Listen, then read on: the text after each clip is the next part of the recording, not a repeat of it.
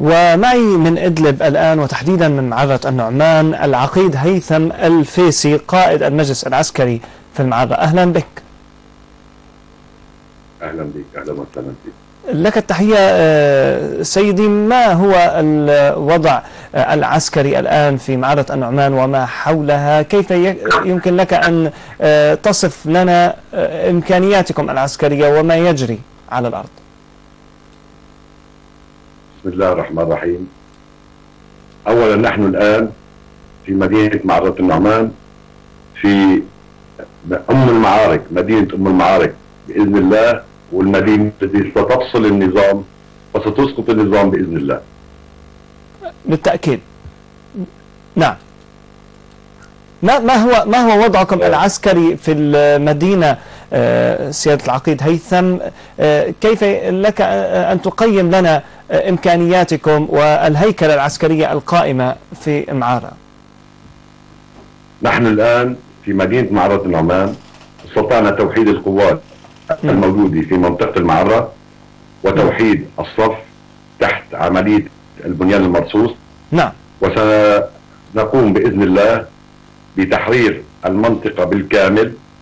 والآن قطعنا البارحة، قمنا بقطع خط الإمداد الذي يصل بين حماة ومنطقة المعرة أو وادي الضيف ومنطقة الحامدية، واستطعنا على قطع الطريق، وإن شاء الله ستسمعون أخبارا جيدة خلال الساعات أو الأيام القريبة القادمة إن شاء الله.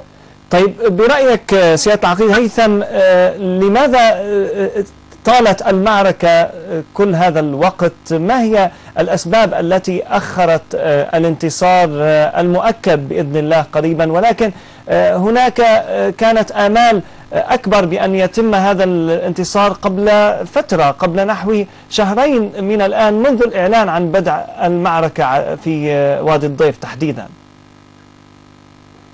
أخي الكريم، أولا بحب أقول لك أني لحتى الآن نحن منتصرين بإذن الله. جميل. وتوقيف الجيش وعدم تقدمه أي خطوة باتجاه الأمام هو انتصار كامل. ونحن نقاتل جيش كامل، نقاتل الجيش النظام الأسدي كجيش كامل، ومنعه من التقدم والمدد إلى أي منطقة سواء كانت في حلب أو كانت في محافظة إدلب. فالخط، ونحن الخط مقطوع من عنا، مقطوع. فدائما نحن في عنا معارك دائرة يوميا بيننا وبين الجيش الأسدي.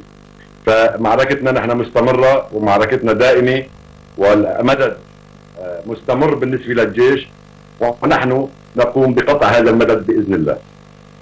طيب، عن أهمية معسكر وادي الضيف أو حاجز وادي الضيف كما يطلق عليه، لو تحدثنا عن أبرز النقاط الهامة المتعلقة بهذا المعسكر.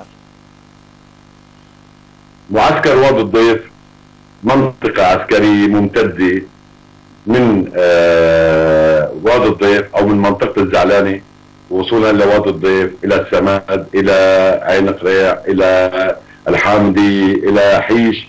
هذا خط متصل، خط عسكري متصل، يعني 6 أو 7 كيلو متر طوله. نعم. فهذا تجمع عسكري كامل.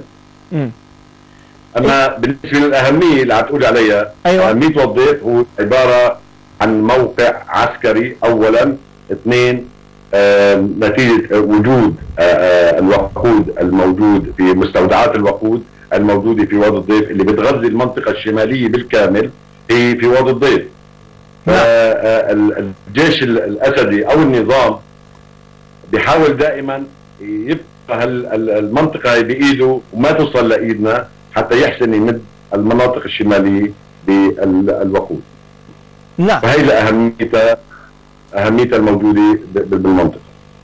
طيب، عن درجة التعاون بينكم في المجلس العسكري في معرة النعمان وبين المجالس العسكرية الموجودة في باقي بلدات الريف الإدلبي، عن درجة التنسيق، هل لك أن تحدثنا عن هذا الأمر؟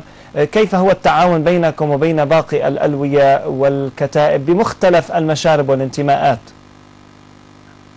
أولا نحن نتبع إلى قيادة الجبهة الشمالية، ونتبع إلى المجلس العسكري في محافظة إدلب جميل. كمحافظة بالكامل، ويوجد تنسيق دائم بين المجالس العسكرية.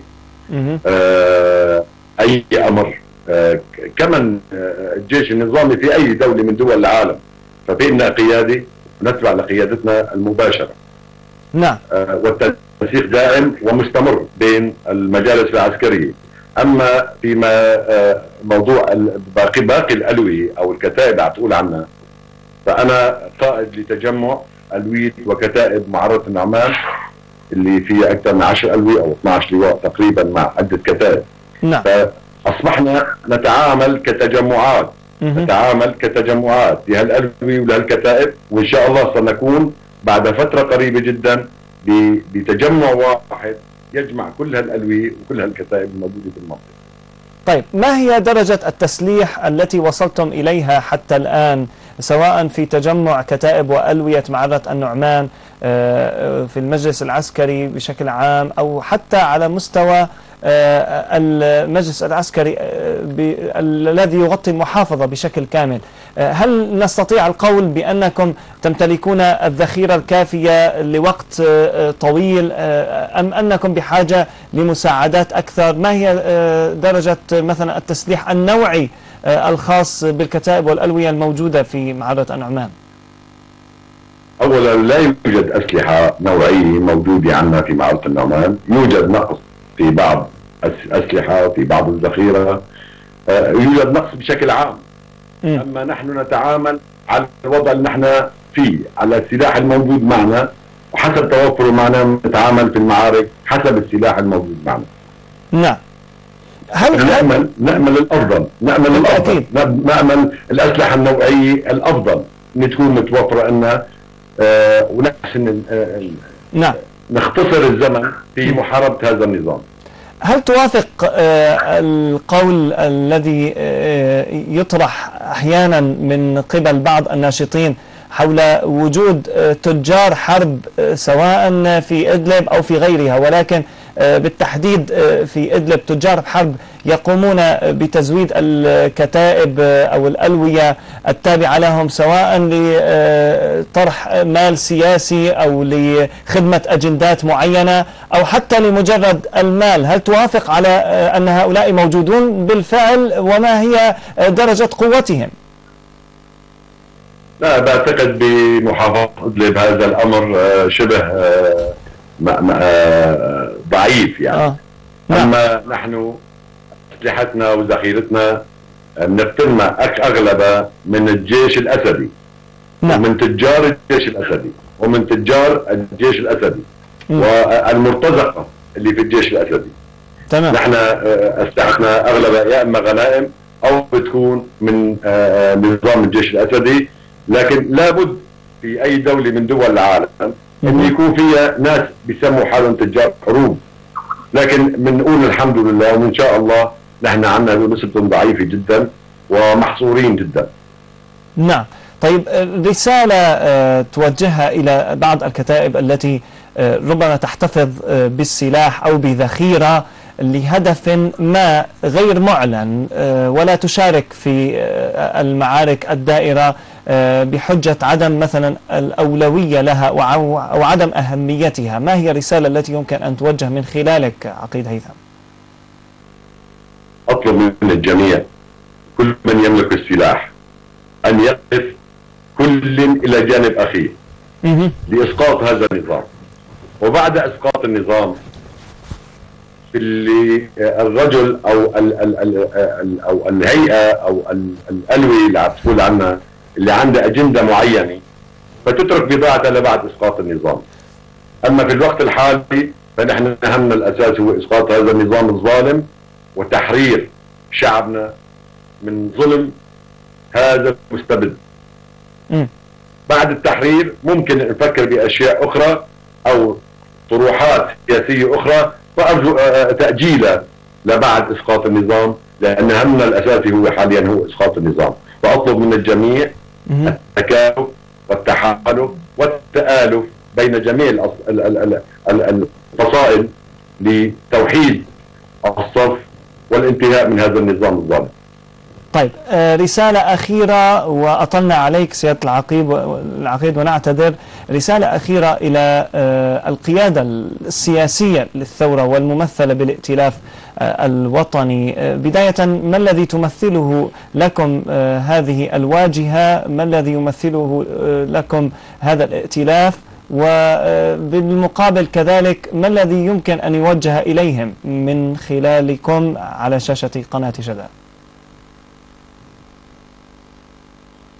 أحب أقول لك نحن كعسكريين عملنا الأساسي هو العمل العسكري. نعم. لكن العمل العسكري لا يكتمل إلا بعمل سياسي. صحيح. فمجموعة الائتلاف الموجودة في الخارج، نعم، أنا أطلب منهم أني بتعبير عامي اتقوا الله فينا. وأي عمل بتقوموا يتذكروا أن في ناس تستشهد يوميا وتصاب يوميا، وفي ناس عم بتنام بدون أكل وعم بتنام بدون غطاء، فيتذكروا هالناس ويعملوا على هالمبدأ هذا، أن في عالم في رقابهم، في شعب في رقابهم، ويعملوا على أساس هذا العمل. لكن نحن لابد أن يكون في عنا واجهة سياسية، ولكن عمل يكون خالص لوجه الله وعمل خالص لخدمة هذا الشعب. سيادة العقيد هيثم، قائد المجلس العسكري وقائد الألوية والكتائب المتمركزة في معرة النعمان بريف إدلب، شكرا جزيلا لك على هذا الوقت الذي أتحته لنا، وكل التحية لمكتب شذا الحرية ممثلا في مراسلنا فادي المعري على